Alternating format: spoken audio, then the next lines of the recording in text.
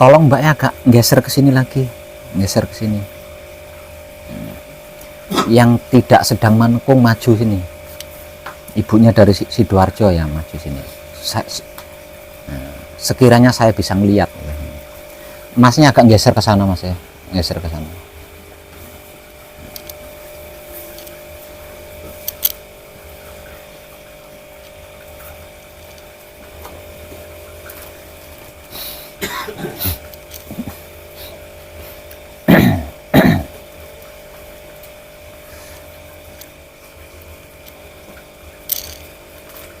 Yang dari Makassar siapa?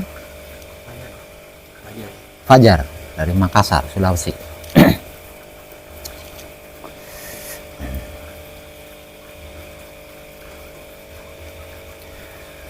Setelah selesai manekung, setelah selesai gembleng, bisa nggak mempraktekkan apa yang saya motivasikan? Nggak mengalami kesulitan. Nah, tapi saya jarang sekali ngelihat sampean loh. Di mana sampean? Tidurnya di mana? Di dalam. Kok saya jarang lihat sampean?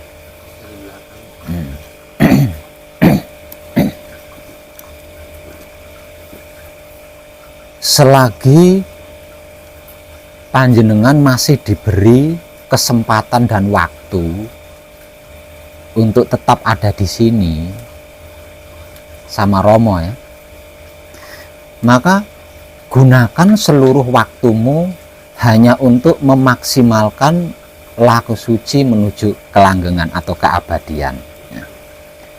Sedangkan teknik-tekniknya seperti yang sudah saya motivasikan.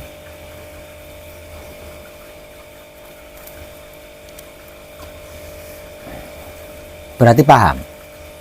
Coba ceritakan kepada saya seperti apa prakteknya kalau sudah paham.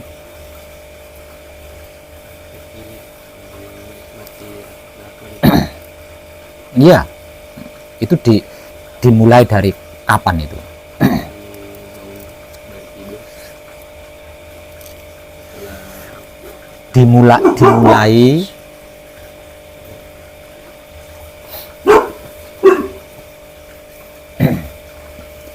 Dimulai dari pertama kali bangun dari tidur di pagi hari. Entah bangunnya pagi atau siang itu bukan masalah ya. Yang penting pertama kali bangun dari tidur setelah istirahat di malam hari.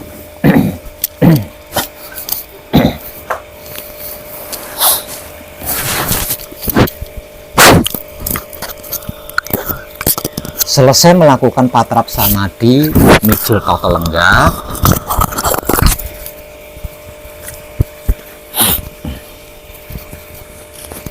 selesai melakukan patrap samadhi mijil toto lenggah, maka dimulai dari situlah ya, hasil patrap samadhi toto lenggahnya dinikmati rasanya dengan kesadaran cinta kasih sayang hidup panjenengan sendiri dalam pergerakan apapun.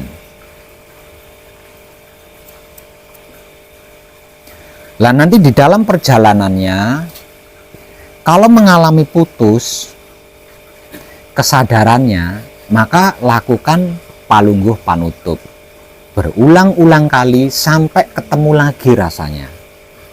Nah, kalau rasanya sudah ketemu lagi dan bisa dinikmati lagi dengan kesadaran cinta kasih sayang hidup,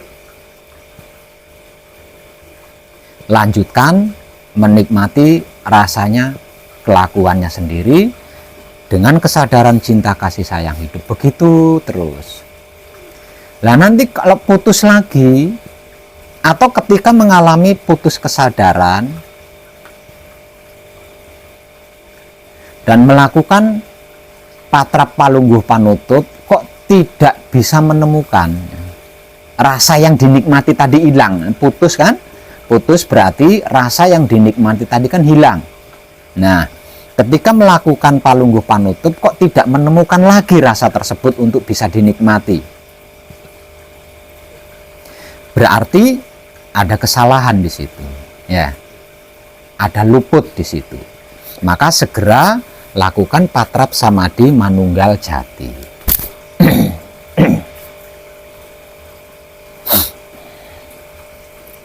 sampai dapat lagi rasanya. Lah, rasa hasil melakukan patrap samadhi manunggal jati itu dinikmati lagi dengan kesadaran cinta kasih sayang hidup. Begitu seterusnya. Namun kalau melakukan patrap samadhi manunggal jati kok tidak mendapatkan rasa, ya, rasa yang dinikmati yang hilang tadi kok tidak ketemu lagi setelah melakukan patrap samadhi manunggal jati, berarti itu total tuh ya, kesalahannya total itu. Maka segera lakukan patrap samadhi mijil sampurno. Nah, setelah selesai melakukan patrap samadhi mijil sampurno, itu sudah pasti akan mendapatkan rasa. Artinya akan mendapatkan pengampunan. Dikarenakan mendapatkan pengampunan, maka kembali rasa yang hilang tadi bisa kembali lagi dan bisa dinikmati lagi dengan kesadaran cinta kasih sayang hidup. Begitu terus, dan panjenengan harus maksimal di situ ya. jangan gunakan waktunya untuk yang lain. Terkecuali kalau hidup panjenengan menggerakkan tubuh panjenengan untuk bergerak membantu kegiatan yang ada di pesanggerahan ini, maka ikuti saja sembari menikmati rasanya kelakuan dengan kesadaran cinta kasih sayang hidup. Jika hidup panjenengan tidak menggerakkan, jangan sekali-kali. Lebih baik panjenengan memaksimalkan laku suci menuju kelanggengan panjenengan. Ibu jangan mantuk-mantuk loh ya, ini bukan untuk panjenengan loh ya. Paham? Seperti itu terus. Termasuk panjenengan ibu yang dari Sidoarjo ya. Selagi panjenengan diberi waktu dan kesempatan berada di sini, maka gunakan seluruh waktu panjenengan hanya untuk memaksimalkan laku suci panjenengan, jangan untuk yang lain. Kecuali kalau hidup panjenengan menggerakkan panjenengan megang sapu lalu nyapu, nah silahkan. Tapi kalau hidup panjenengan tidak menggerakkan, jangan lakukan itu ibunya ya. Lebih baik panjenengan terus menikmati rasanya kelakuan diri panjenengan sendiri dengan kesadaran cinta kasih sayang hidup. Begitu juga dengan Mila. Kecuali hidup panjenengan menggerakkan. Kalau hidup panjenengan tidak menggerakkan, jangan mendahului. Jangan mendahului, jangan cawe-cawe, jangan ikut campur. Lah nanti di situ panjenengan akan lebih sering kemomoran jika seperti itu. Ya, karena apa? Karena kehendak hidup dengan kehendak 4 anasir ini nyaris sama seperti pinang dibelah 2. Dalam tahap belajar panjenengan akan kesulitan membedakan mana kehendak hidup, mana kehendak 4 anasir. Kalau panjenengan selalu mendahului, selalu ikut campur gitu ya. Tidak ada satupun pergerakan, yang itu bukan gerak-geriknya hidup. Ya. Semua pergerakan itu yang menggerakkan adalah hidup. Namun tidak semua pergerakan itu kehendak hidup. Ada kalanya di antara pergerakan-pergerakan itu atas kehendak 4 anasir. Lah kehendak pergerakan yang dikehendai 4 anasir inilah yang bisa menimbulkan karma atau salah atau luput dan masalah-masalah lainnya. Jadi kalau hidup panjenengan tidak menggerakkan, jangan lakukan apapun kecuali memaksimalkan laku suci panjenengan. Jadi sesuaikan. Jadi panjenengan harus bisa menempatkan diri di pesanggeran ini. Pesanggeran ini adalah tempat belajar. Artinya panjenengan harus bisa menempatkan diri di sini untuk belajar, bukan untuk yang lain. Kecuali kalau hidup panjenengan menggerakkan, ya itu beda lagi.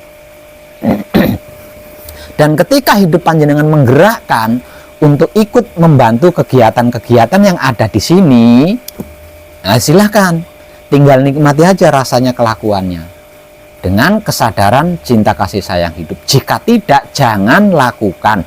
Lebih baik panjenengan memaksimalkan laku suci pribadi panjenengan, karena di sini adalah tempat belajar. Ya, begitu juga dengan ibunya ya.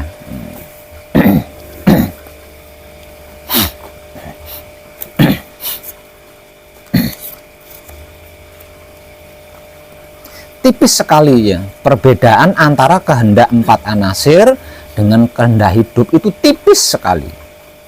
Tipis. Sebenarnya kalau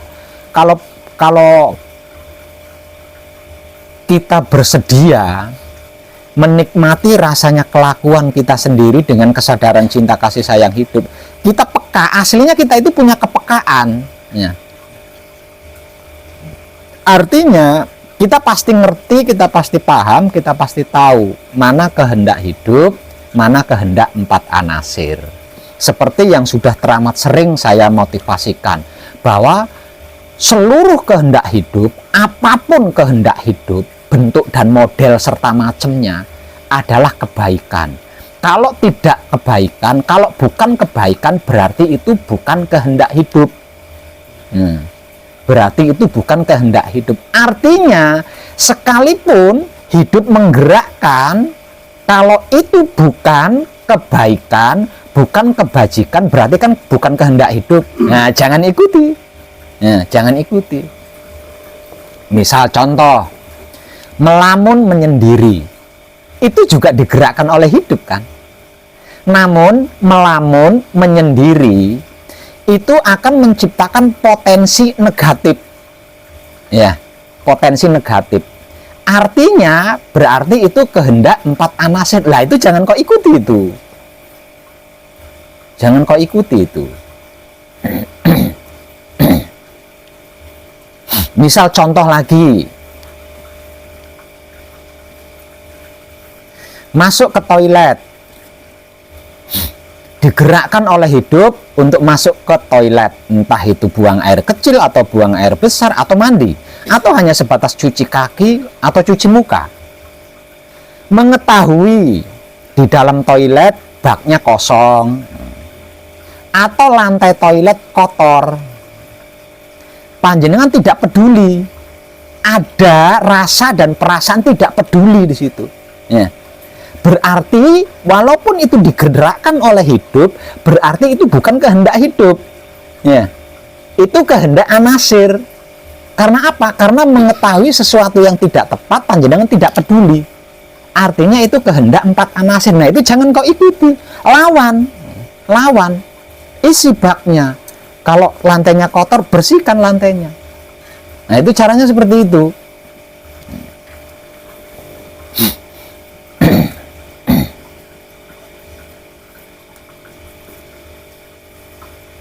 Jadi apapun kesimpulannya, apapun dan bagaimanapun kehendak hidup itu adalah kebaikan, itu adalah kebajikan, itu adalah kesadaran cinta kasih sayang yang hidup, bukan yang mati. Kalau bukan itu, berarti itu kehendak 4 anasir yang harus tidak kau lakukan, kecuali kalau panjenengan siap menerima karmanya. Nah, silakan dilakukan kalau siap menerima karmanya. Karena sebaik apapun kehendak 4 anasir itu akan menimbulkan atau menciptakan karma atau menciptakan sebab akibat maksudnya.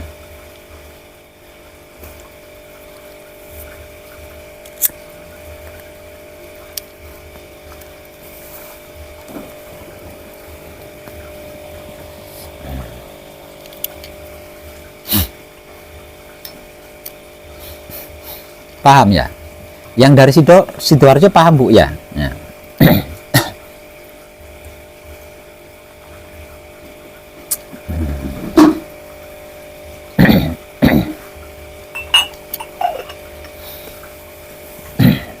Itu harus maksimal panjenengan, harus maksimal. Karena hanya dengan maksimal panjenengan bisa ahli di situ. Ya. Nah kalau panjenengan sudah ahli, panjenengan bisa apa saja.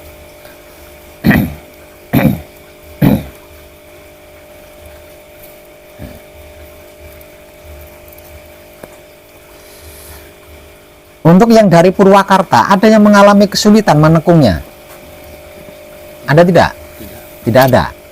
Berarti baik-baik saja ya, lancar-lancar saja. Tetap ikuti apa yang dimotivasikan ya, supaya panjenengan tidak mengalami kesulitan. Dan ketika diberi motivasi, perhatikan baik-baik. Ya, perhatikan baik-baik. Kalau saya boleh jujur, ketika saya mengetahui panjenengan diberitahu dengan nada kenceng, itu saya kasihan. Karena apa? Karena panjenengan bukan anak kecil lagi. Tapi kenapa kok sampai diberitahu dengan nada yang keras? Dikarenakan berulang-ulang kali panjenengan diberitahu tapi tidak paham-paham. Begitu lagi, begitu lagi, begitu lagi. Nah, tuh.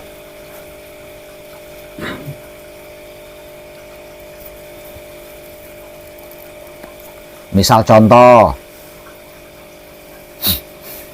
diberi motivasi. Kalau selesai melakukan patrap samadhi, bekas alas patrap samadinya diambil dan dikembalikan ke tempatnya semula. Kenapa diberi motivasi seperti itu? Satu, supaya panjenengan bisa selalu aktif. Satu. Yang kedua, ini sedang musim hujan. Kalau panjenengan tinggal istirahat, nah bekas alas patrap samadinya masih di sana, turun hujan, nah kemerdekaan panjenengan terganggu. Itu.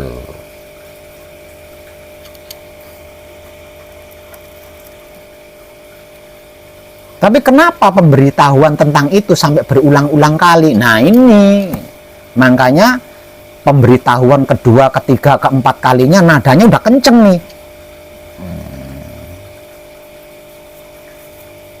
Ya, nadanya udah kenceng karena udah berulang-ulang kali diberitahu, panjenengan masih begitu-begitu saja. Itu karena apa? Karena ketika diberi motivasi, panjenengan dengar tapi tidak dengan baik gitu loh, asal dengar saja. Jangan lupa loh, kita sedang mengkaji kesadaran dan mempraktekkan kesadaran. Itu kajian utama tentang kedirian kita sendiri.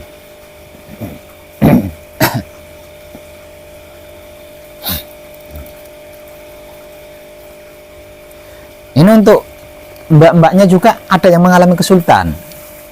Ada yang mengalami kesulitan enggak? Tidak ada, mbaknya tidak ada ya. Yang lain ada yang mengalami kesulitan? Tidak ada juga? Tidak ada. Malam ini ada yang di patrap samadhi manunggal jati? Ada? Oh nggih. Hati-hati nggih. Karena patrap samadhi manunggal jati itulah yang akan menentukan masa lalu panjenengan dan masa depan panjenengan. Jadi panjenengan harus teliti, jeli dan hati-hati serta bersungguh-sungguh di situ. Kalau panjenengan bisa menguasai teknik-teknik melakukan patrap samadhi manunggal jati, satu, panjenengan berhasil menyempurnakan seluruh masa lalu panjenengan, dan panjenengan berhasil mempersiapkan diri untuk melalui masa depan. Nah, kalau tidak ahli nanti panjenengan bingung di situ. Nah. Terutama untuk semuanya ya. Mengenal diri. Mengenal diri ini kan kata-katanya simpel ya. Mengenal diri. Kata-katanya sangat simpel. Apa yang dimaksud daripada mengenal diri? Nah, ini luas. Arti maksud daripada mengenal diri berarti misal ini diri saya sendiri ya. Ya, arti maksud daripada mengenal diri berarti saya itu ngerti, paham dan tahu ini telinga saya, ini hidung saya, ini rambut saya, ini wajah saya, semuanya saya kenal. Ini yang mengenal diri loh ya. Mengenal diri secara umum itu seperti itu ya. Ini baju saya, ini celana saya, itu saya tahu. Saya paham dan saya ngerti. Itu arti maksud mengenal diri secara umum loh ya. Secara umum, secara awam. Lah, mengenal diri secara spiritual berarti mengerti, memahami, dan mengetahui apa yang sedang dikaji. Ya. Mengenal diri secara spiritual berarti mengetahui, memahami, dan mengerti apa yang sedang dikaji. Lah, yang sedang kita kaji adalah wahyu pancagaib dan wahyu pancalaku kan? Lah, artinya panjenengan harus benar-benar mengerti, benar-benar memahami, benar-benar mengetahui apa dan bagaimana itu wahyu pancagaib.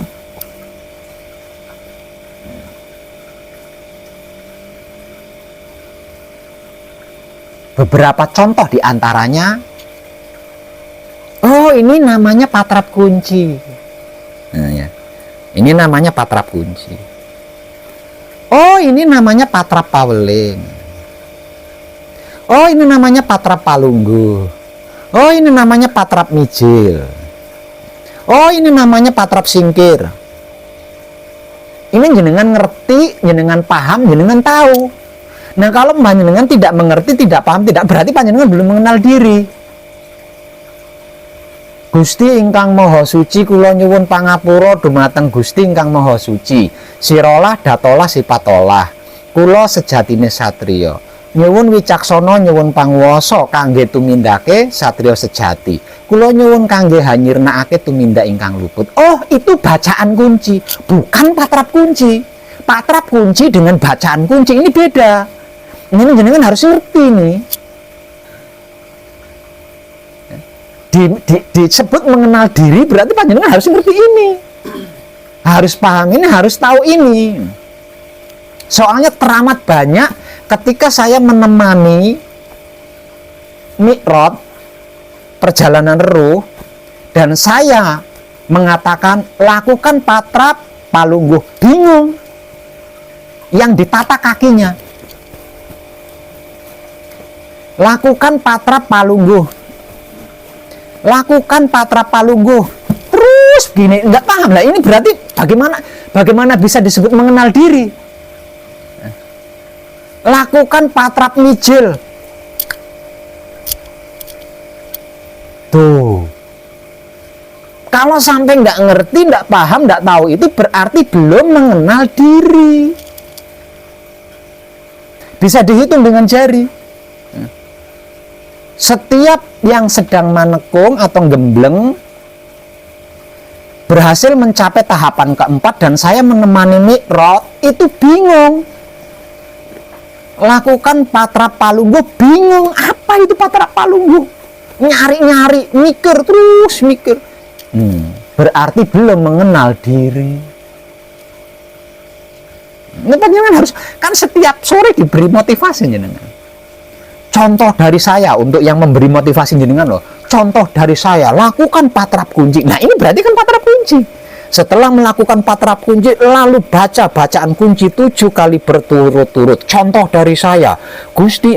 Nah itu kan, iya kan? Ini jenengan harus ngerti, harus paham, harus tahu. Nah kalau tidak berarti panjenengan belum mengenal diri. Lawong tidak tahu, tidak paham, tidak ngerti apa yang sedang dikaji. Bagaimana nanti kalau ditanya sama orang awam, kamu begini-begini itu melakukan apa? Nggak tahu. Lalu nggak tahu ini apa? Panjenengan jawabnya nggak tahu kan? Loh, lucu sampean itu melakukan sesuatu tapi sampean nggak ngerti. Nah,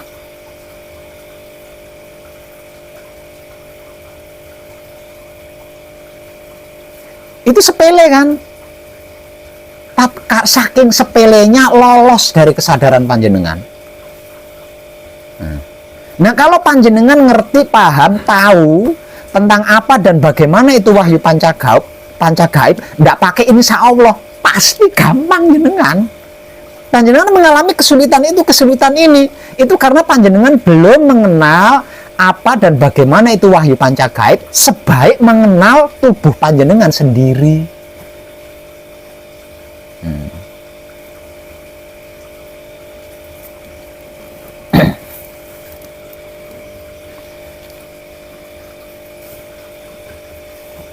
Dan beberapa kali hari-hari kemarin saya juga bertanya, panjenengan sudah sampai di tahapan apa? Bingung nggak misalnya? Nggak tahu.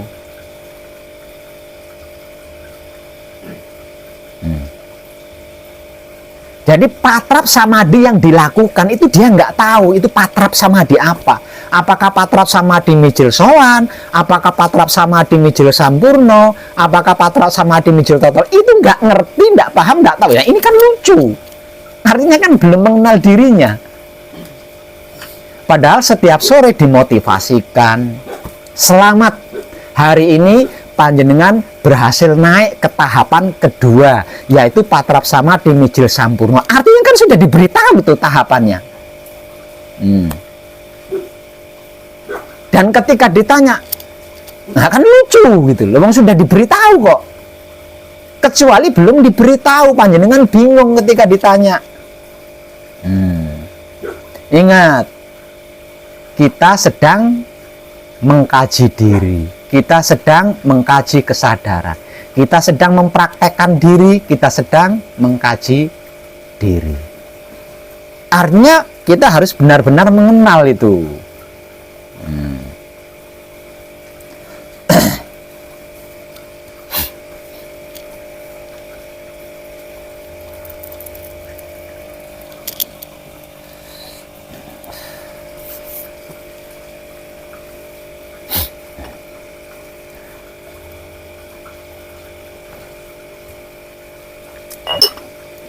Terlebih lagi, selain diberi motivasi-motivasi, panjenengan juga kan sering membuka buku.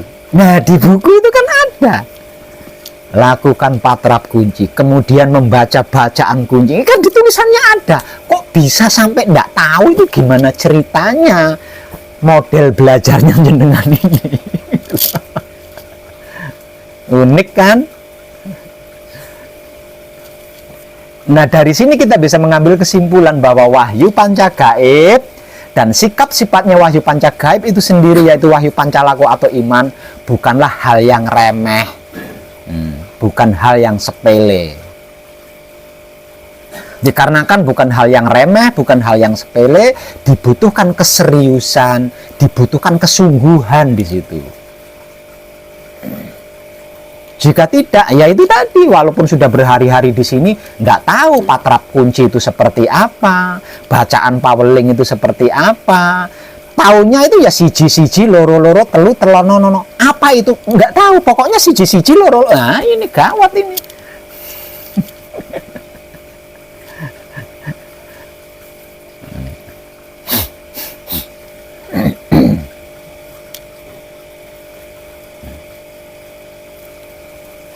Paham? Dan kadangan kita malam ini, saya ingin mengajak panjenengan naik ke level atau tingkatan yang lebih tinggi. Wahyu panca gaib, 4 diantaranya adalah sabda, dan 1 diantaranya adalah firman. Wahyu panca gaib, 4 diantaranya adalah sabda, sedangkan 1 diantaranya adalah firman. Apa perbedaan antara sabda dan firman? Sabda adalah kehendak hidup, sedangkan firman adalah kehendak maha suci. Itu perbedaannya. Ya.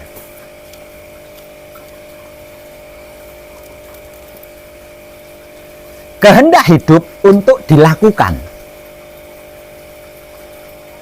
Kehendak hidup untuk dilakukan. Sedangkan kehendak maha hidup atau maha suci untuk dinyatakan. Lah ini perbedaan prakteknya di situ. Kalau ilmu pengertian, ilmu pemahaman, dan ilmu pengetahuan tentang 4 sabda dan 1 firman ini, perbedaannya adalah kalau sabda itu kehendak hidup, kalau firman itu kehendak maha suci. Sedangkan perbedaan prakteknya, kalau sabda itu untuk dilakukan, kalau firman itu untuk dinyatakan atau diwujudkan. Jadi kalau kehendak hidup itu untuk dilakukan. Kalau kehendak maha suci itu untuk diwujudkan, untuk dinyatakan, untuk direalkan, untuk direalitakan. Itu perbedaannya di situ.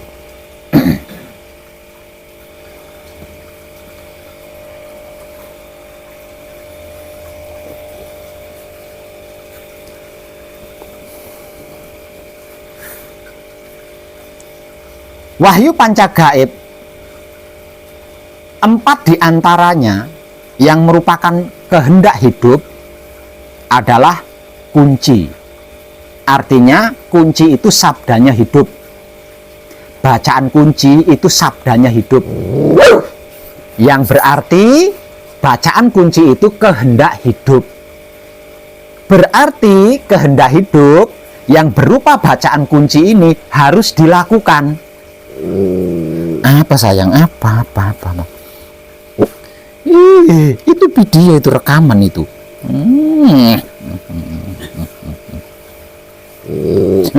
Sana.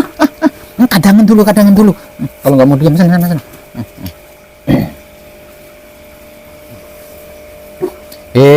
Itu video. Udah diam di sini, diam. Duduk. Tutup matanya, tutup. Yang kedua adalah Paweling. Paweling ini sabdanya hidup, artinya kehendaknya hidup. Dikarenakan Paweling ini kehendaknya hidup, berarti harus dilakukan. Patrapnya harus dilakukan, bacaannya juga harus dilakukan.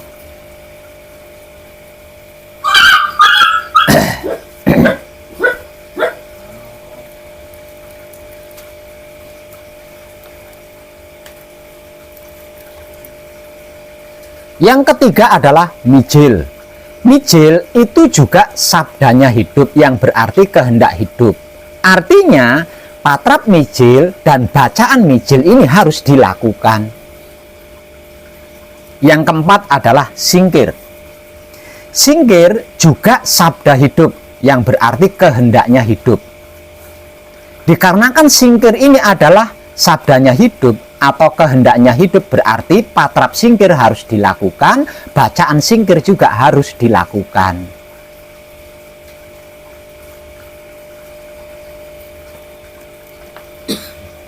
Asmo sejati. Asmo sejati adalah firman. Firman adalah kehendak Maha Suci.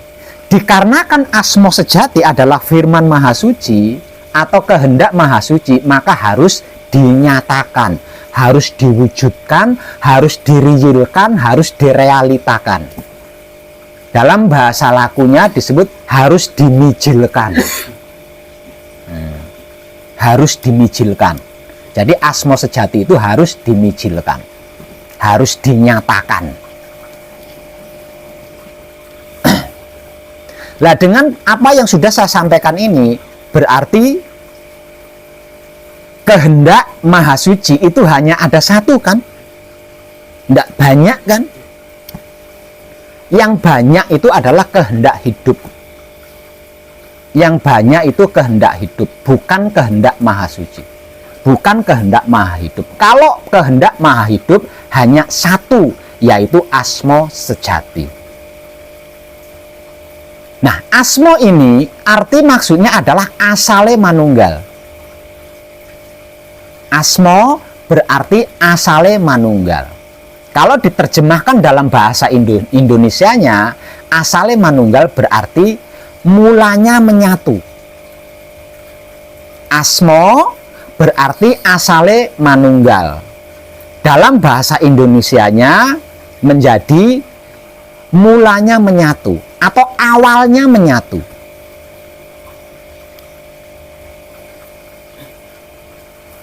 Lah, ini loh kehendak Maha Suci. Itu loh kehendak Maha Hidup. Selain itu adalah kehendak hidup.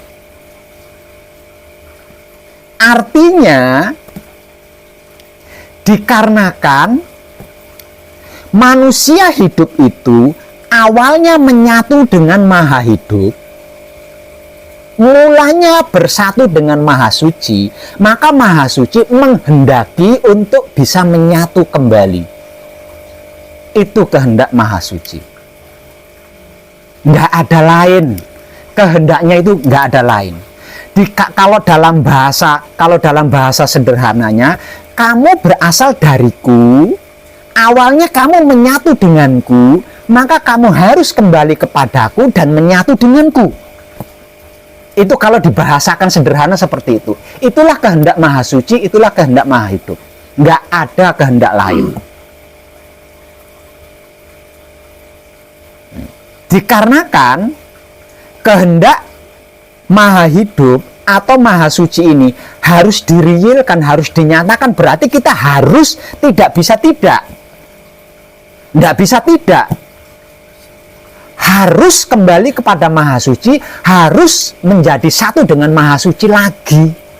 Tidak bisa tidak. Gitu.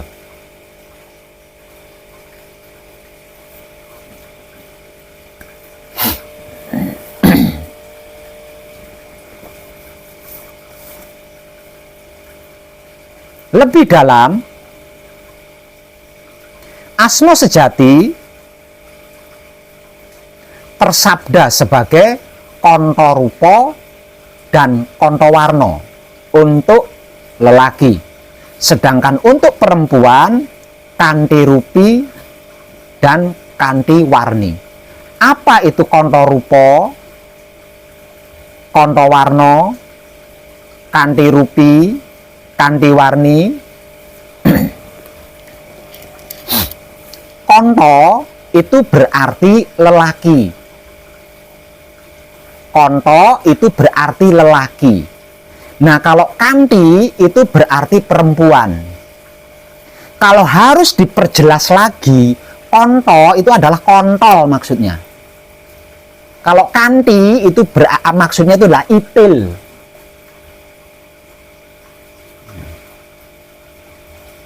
Dan itu adalah tempat tersucinya Maha Suci.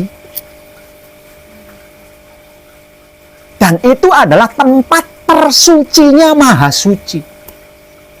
Ketika Maha Suci menyempurnakan apapun itu, berdomisili atau bertempat tinggal atau berkantor di kontol kalau laki-laki.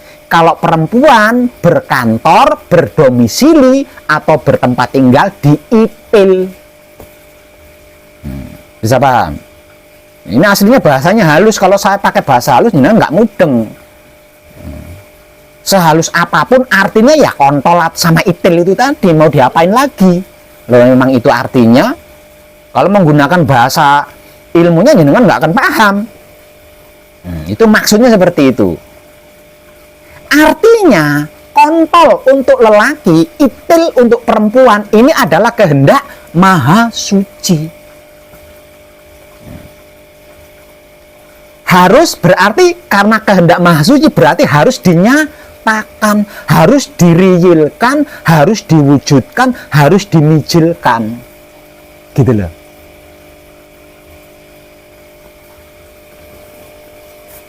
Warna, rupa, apa itu? Warni, rupi, apa itu? Itulah kehidupan alam semesta seisinya. Itu adalah kehidupan alam semesta seisinya yang beraneka ragam itu. Arti maksud rupa, warna, warni, rupi, ya itu loh, beraneka ragam isinya alam semesta itu loh. Artinya seluruh manusia hidup, terutama manusia hidup itu berasal dari alam semesta seisinya. Kalau dipersimpel dari Maha Suci. Karena berasal dari situ maka harus kembali ke situ dan menyatu dengan itu. Maksudnya seperti itu. Maksudnya seperti itu.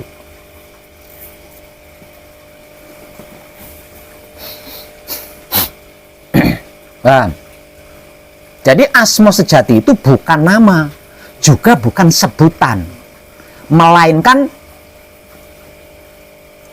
apa ya? Kalau sebentar, saya cari bahasa sederhananya.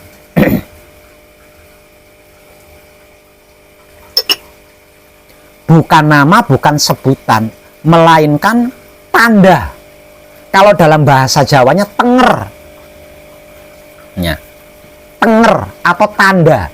Tandanya laki-laki dan tandanya perempuan. Asma sejati.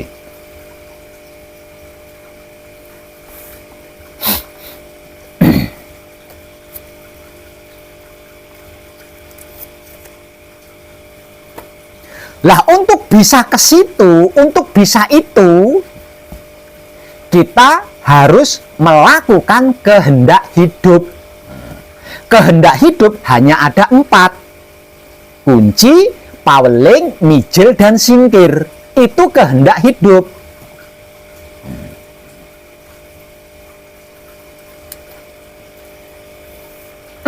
kehendak hidup ini isinya banyak. Nah, isinya banyak. Satu, kehendak hidup yang pertama yaitu kunci. Kunci jika dilesankan maka menjadi Gusti ingkang Maha Suci. Kula nyuwun pangapura dumateng Gusti ingkang Maha Suci. Sirolah, datolah, sipatolah. Kula sejatine satrio kalau untuk laki-laki. Kula sejatine wanita kalau untuk perempuan.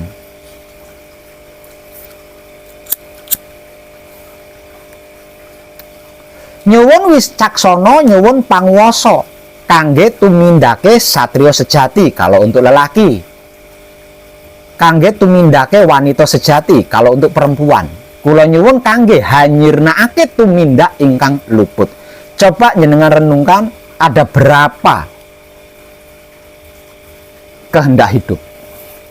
Ini kunci tok loh, ini dikunci aja. Kunci terdiri dari 7 ayat. Berarti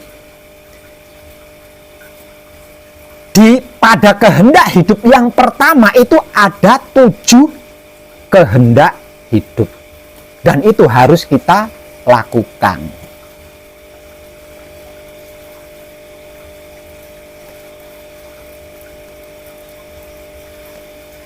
Yang kedua adalah paweling. Paweling jika dilesankan menjadi siji-siji, loro-loro, telu telonono, siji sekti, loro dadi, telu pandito, siji wahyu, loro grat trahino, telu rejeki. Sabda hidup yang kedua yaitu paweling terdiri dari 3 ayat saja. Namun 3 ayat ini memiliki 9 kehendak. Siji-siji, loro-loro, telu telono, 3 kan? Ini 1 ayat ini. Siji sekti, loro dadi, telu pandito, 3 kehendak juga kan? Siji wahyu, loro grat trahino, telu rejeki, kehendak juga kan? Artinya di dalam paweling, di dalam sabda hidup yaitu paweling ada 9 kehendak hidup. Dan semuanya itu harus dilakukan. Begitu juga dengan mijil. Nah, mijil ini ada banyak sekali. Namun di antara sekian banyak mijil, hanya ada 4 mijil saja yang terutama. 1 adalah mijil sowan. Yang kedua, mijil sampurno. Yang ketiga, mijil toto lenggah, dan yang keempat adalah mijil bekso.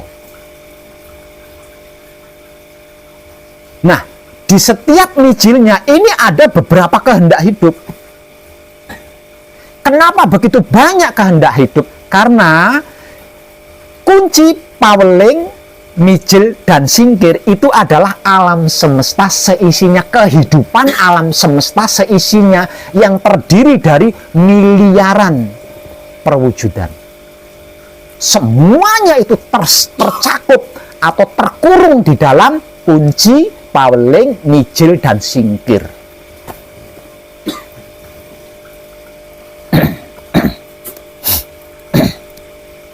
Kesimpulannya, kita mau melakukan sabda hidup, mumet. Kita mau melakukan semua sabda hidup tadi yang sudah saya sampaikan, pusing jenengan. Maknanya saja belum tentu ngerti panjenengan, belum tentu paham, belum tentu tahu. Karena apa? Karena itu bahasa roh yang tidak bisa diterjemahkan oleh otak kita. Maka begitu banyaknya kehendak hidup, mau dipraktekkan semua, tidak akan pernah bisa. Nah, kalau seperti itu bagaimana saya bisa kembali kepada Maha Suci dan menyatu atau manunggal dengan Maha Suci, Pak Web? Kalau kehendak hidup saya tidak bisa saya praktekkan, maka mempraktekkan apa yang menjadi kehendak hidup adalah jalan untuk kembali kepada Maha Suci dan manunggal dengan Maha Suci. Gampang. Sudah saya kemas dengan sederhana. cukup nikmati rasanya kelakuannya sendiri dengan kesadaran cinta kasih sayang hidup itu sendiri. Selesai. Nggak pusing-pusing menerjemahkan, nggak pusing-pusing melakukan semuanya.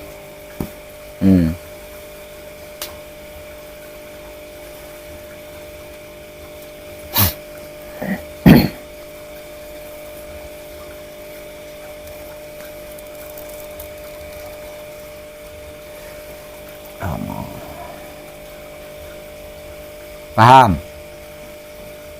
Lah itu loh sejatinya diri kita sebagai manusia hidup di bumi ini. Yang melingkupi semuanya, mencakup segalanya, dan melingkari seluruhnya. Tidak ada sesuatu apapun yang tidak berada di genggaman tangan kita. Sesungguhnya itu seperti itu. Apapun dan bagaimanapun yang ada di luar diri kita, itu hanya bayangannya. Itu hanya gambarannya saja. Yang asli ada di dalam diri kita. Sebaik-baiknya gambaran, lebih baik yang asli kan? Sebagus-bagusnya gambaran, lebih bagus yang aslinya kan? Dan yang aslinya itu ada di dalam diri kita. Makanya nggak usah kemana-mana. Kalau menginginkan sesuatu yang ada di luar, maka masuklah ke dalam dirimu. Karena yang asli itu ada di dalam dirimu, bukan di luar dirimu.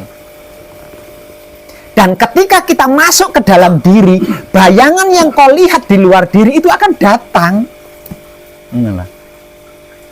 Akan datang dan meraihmu. Bukan kita yang meraih, tapi dia yang meraih kita. Dikarenakan kita memerlukannya. Dikarenakan kita membutuhkannya.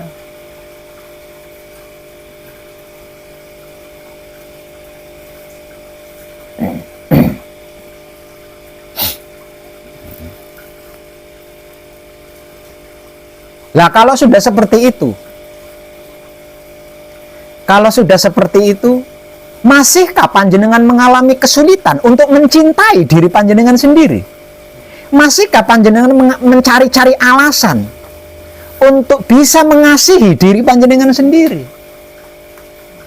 Dan butuh perbandingan untuk bisa menyayangi diri panjenengan sendiri. Itu loh diri panjenengan sendiri yang sesungguhnya.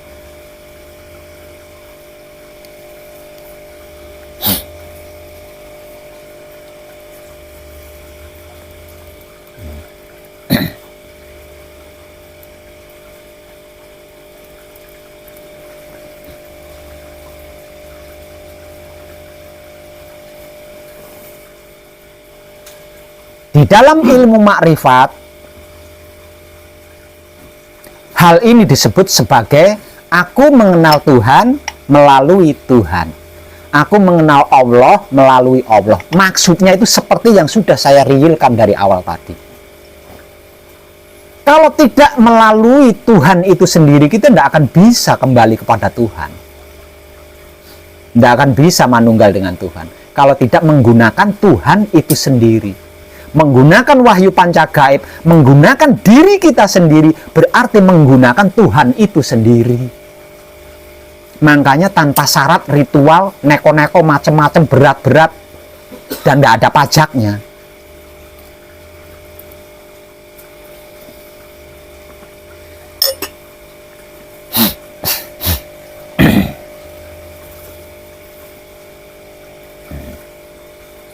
Karena sebab itu,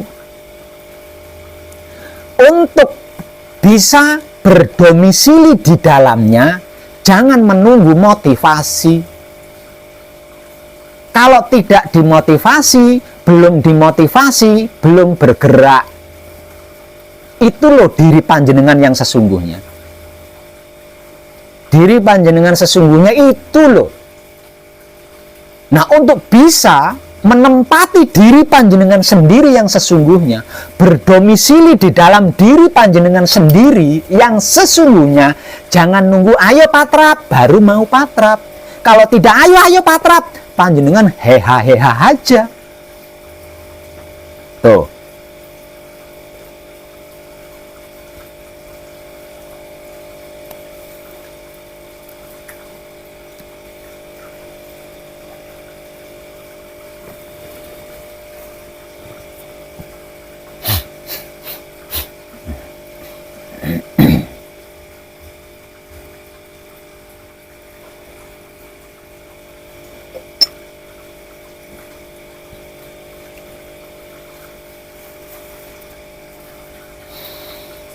Paham semuanya? Kalau semuanya sudah paham, agar supaya panjenengan mudah mengingatnya, maka kadangan kita malam ini saya cukupkan sampai di sini. Kita sambung kali lain dan lebih tinggi dari ini. Terima kasih dan tercerahkan kita semuanya.